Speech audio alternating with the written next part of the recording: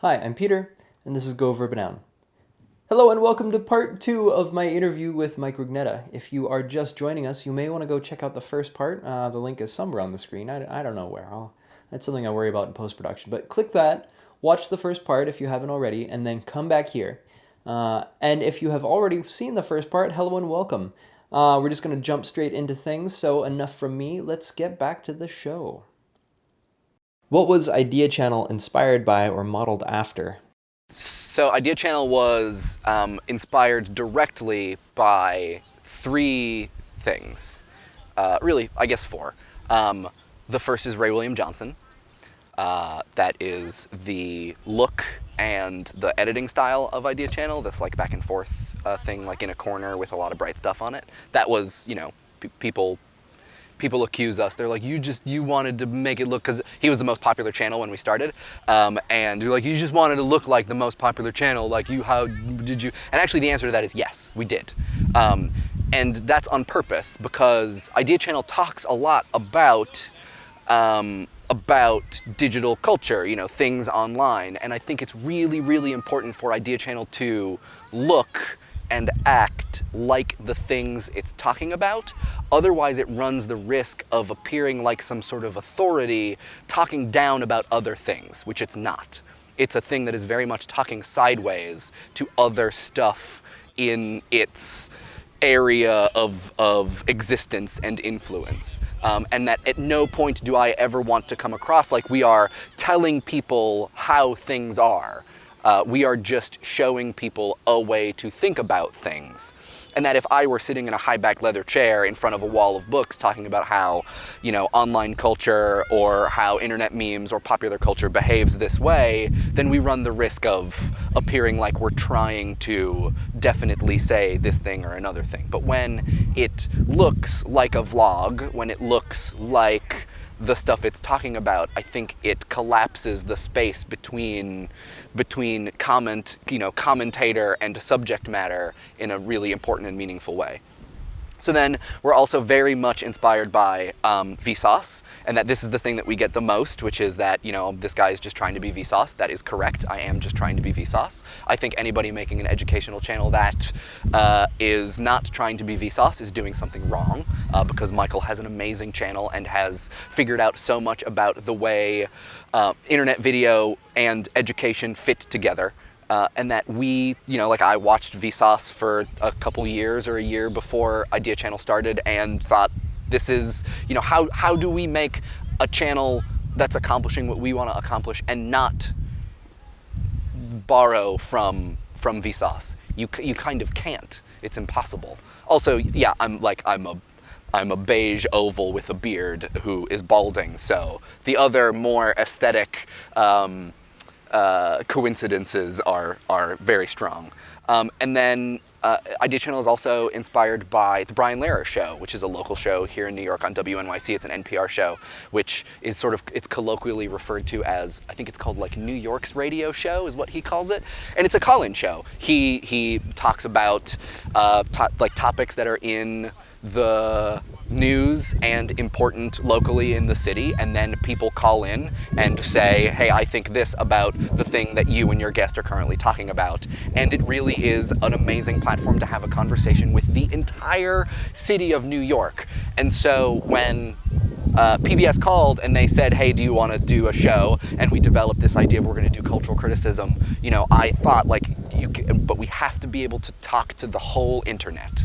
We can't just tell people things about stuff. We have to be a thing talking about stuff like us. And we can't just put these messages out and say, this is how it is. We have to let people fire back and say, actually, this is how it is. And we have to be willing to accept that. And so the way that we figured out how to do that is to respond to comments.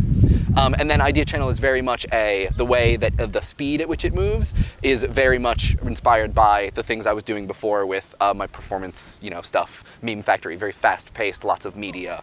So that is very much a next step in the style that Idea Channel employs, a kind of Meme Factory-like speed and complexity.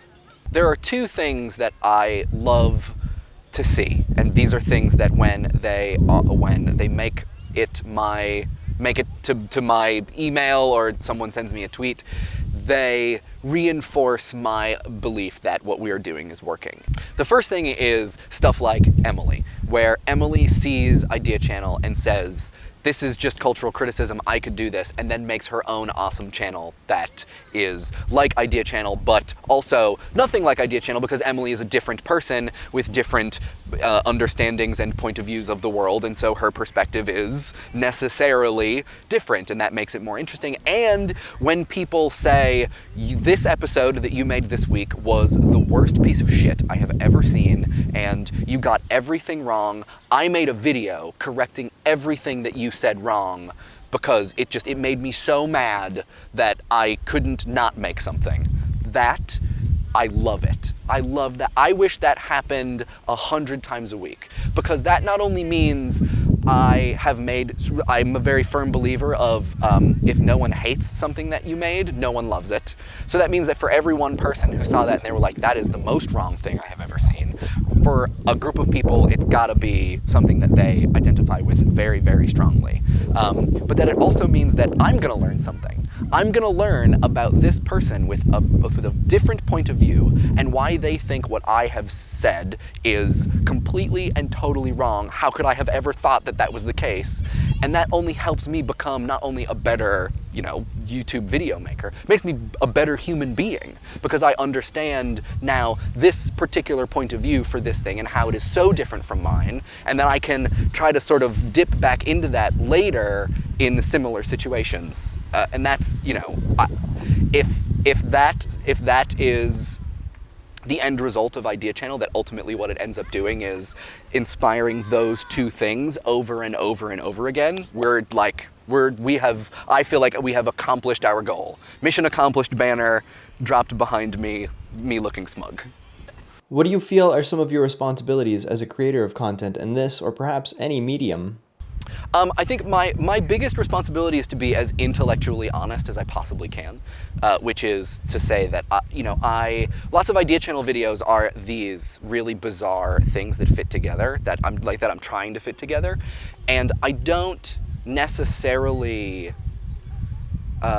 believe a lot of them, that it's kind of this no consequence idea generation to just see what happens when you smash these two things together.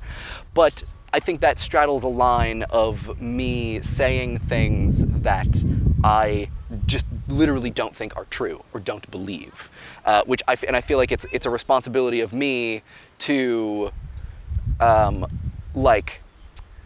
to have that no consequence idea generation and inspire conversation without saying things that I actually don't think or that I don't believe, just for the sake of saying something controversial or clickbaity or strange or weird. And so that is a constant tension in Idea Channel. I also feel like it's my responsibility to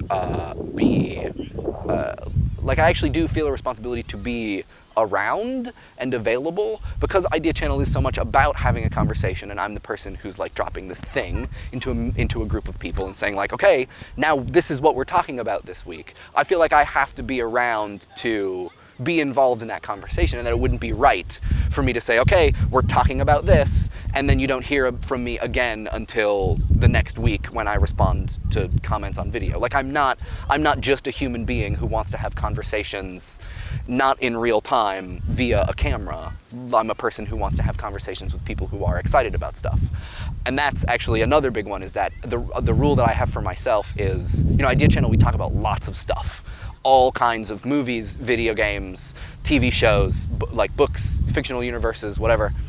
My rule is that we will never make a video where I complain about something or that I say something is bad. I will be critical of things, and I think it's important to talk about the foundational ideas that certain media or media properties come from, and you can point at how those things are maybe not the best that they could be, but that doesn't mean you don't like the thing. And so that's a thing that I try really hard to do. I don't want to make a video where I'm here's why you shouldn't like Big Bang Theory. So I've never done a Big Bang Theory episode. All I would talk about is how I don't like it and how I think it's bad and is not doing good things. But that I also want to be able to have an excited 10-minute conversation about every single thing that we've done a video on with someone for whom it is the most important piece of media in their life. Because that is a thing I feel like I should be able to share with people. That like I made a thing about something that is incredibly important to them, and they should be able to, like I want to share that excitement, and I feel like I should be able to, and I feel like it's dishonest of me not to be able to. So like this week's video is about Kill La Kill, and if for someone that is the most meaningful piece of media that they've seen in the last 10 years, for them to come up to me and be like, oh my God, and how did you not it's like, it's also about a woman's experience of coming of age in an over-sexualized time, and I'm like, oh, yeah, I guess. Cool. That's one, not in the spirit of the show. Two, not in the spirit of how I want to live my life. And three, also not we're hoping to show people how to be excited and critical about things, and I want to be able to do that on camera and off camera. Man, I didn't know I felt so many responsibilities. They just kept coming to me. So that question actually, I have a friend, his name's Anthony D'Angelo, and he cares so much about like YouTube as an entity that he's trying to major in it, and he's been trying to find schools that have new media programs, but he came up with this tag video, basically for content creators, like, what are your responsibilities? What is your role in this medium? Yeah. And I thought this was the coolest thing ever. And so I just stole from him. But I'll let him know. I'm sure he will be happy to see it. Yeah. Because he asks a bunch of really good questions, and I should actually get all of them and just ask everyone them. But later. Are there any big plans for Idea Channel in the next year? Oh, yes, I hope so. I describe it as job-itis. Which is that when I graduated, so I went to art school, and when I graduated from art school, I went right into having a job. I went and got a job. Because both of my parents had they did the same thing for 30 years, and then and then left those jobs, and then did the same thing for 15 years. And I thought, like, okay, this is what adults do. You go to college, and then you get a job. And I lasted 1 year at 2 different jobs. And I have never been, at those 2 jobs, I have never been more unhappy or overweight. I was just like upset constantly. All right. And so I went freelance, and it was like a shining beacon of light of like, oh, I don't have to go to the same place every day. I don't have to do the same thing every day. And that was the thing that I found out was actually making me like depressed and anxious, was that it was monotony. And Idea Channel now has been, it's going to be a year in March, and I'm starting to feel the job-itis kick in, which is that I'm starting to feel like, okay, I'm a creature of habit, and I like being in the same places and doing roughly the same activity, but I don't like it to be the same thing over and over and over again. And Idea Channel is now, we've been doing a similar format at the same time, same length, the same type of thing for an amount of time that I'm really looking forward to trying to do new things and to figuring out like where YouTube is going and what kinds of stuff we should be excited about making, and what things, like if we were to start Idea Channel now, we wouldn't say we want to make it like Ray William Johnson. We would say we want to make it like Smosh or PewDiePie, or we would have some other not like Idea Channel thing that we would be drawing from, and to figure out what that looks like. I really want to do an episode about hot sauce, and I really want to do it in my kitchen because I have a lot of hot sauce in my house. My girlfriend and I have, this is not an exaggeration, maybe 20 bottles of hot sauce. And you notice things when you have a lot of hot sauce next to each other, which is that, Mexican and Spanish hot sauce usually has a woman or a country on the front of it, and is generally like sweet and maybe a little vinegary.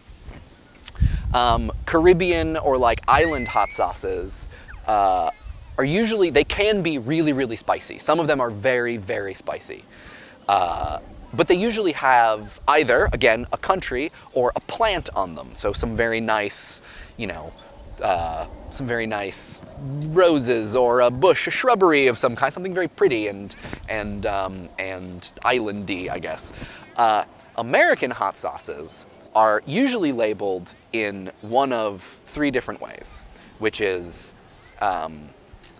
like they are liquor, so like they have been branded on the side of a barrel, so that's like Tabasco sauce. The label looks kind of like a whiskey barrel. It has this very southern distillery design style to it. Second is some kind of animal doing something like dangerous or ridiculous. And the third is like a kind of either weaponry or an indication of how much pain you will be in by consuming it.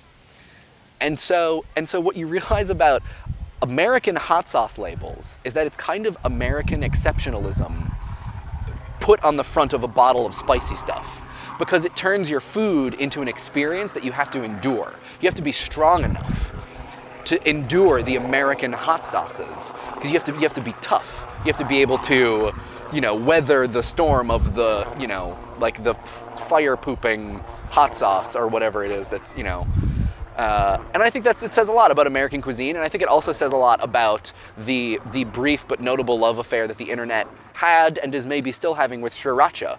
That it's popular because it makes everything difficult. It makes everything a challenge. And why would you want to do that to food? It's because it makes you feel awesome. So I want to do Idea Channel episodes about stuff like that, where I don't ask a question, right? Because the question format is actually pretty limiting, as it turns out. Not everything that we want to talk about is stateable in a YouTube title length thing with a question mark on the end. I always also find it endlessly fascinating. So I had dinner with Jake Roper from Vsauce 3 last night, and we talked a lot about like success and what success is, and metrics, right? Because those are two things that we collapse the space between those things. We put metrics and success very close to one another. And I don't have the part of my brain that values view numbers. I don't have it. And so I find it really interesting that when a video on Idea Channel has, at this point, a low view count for us would be maybe like 70,000 people, if we got 70,000 views. God, that is so many people. 1,000 people is so many people. And that, I'm lucky because PBS they're not pushing for views. They're not like, you have to get these numbers, you have to, so I don't have to think about it. But I also naturally don't. And so I find people's relationships to metrics with regard to success such an interesting thing. And so I would love to know, like, what in all of the available data that you might eventually have and be looking at, and all of this much more qualitative information that you have about people's understandings of their own channels and what is good and what is bad and what is a success and what they're trying to do and what their responsibilities are. How do those things map to the numbers that show up on their website? And do they have that because they think they have to, or because someone is making them? Like, I know Emily doesn't care about her view counts. Emily barely, I think, cares about her audience, and she's very open about that. And I find that so interesting, because I want everybody who watches Idea Channel to be my best friend. Like, I want to hang out with everyone. I want to get beers with them. Like, I want to find if it's age appropriate.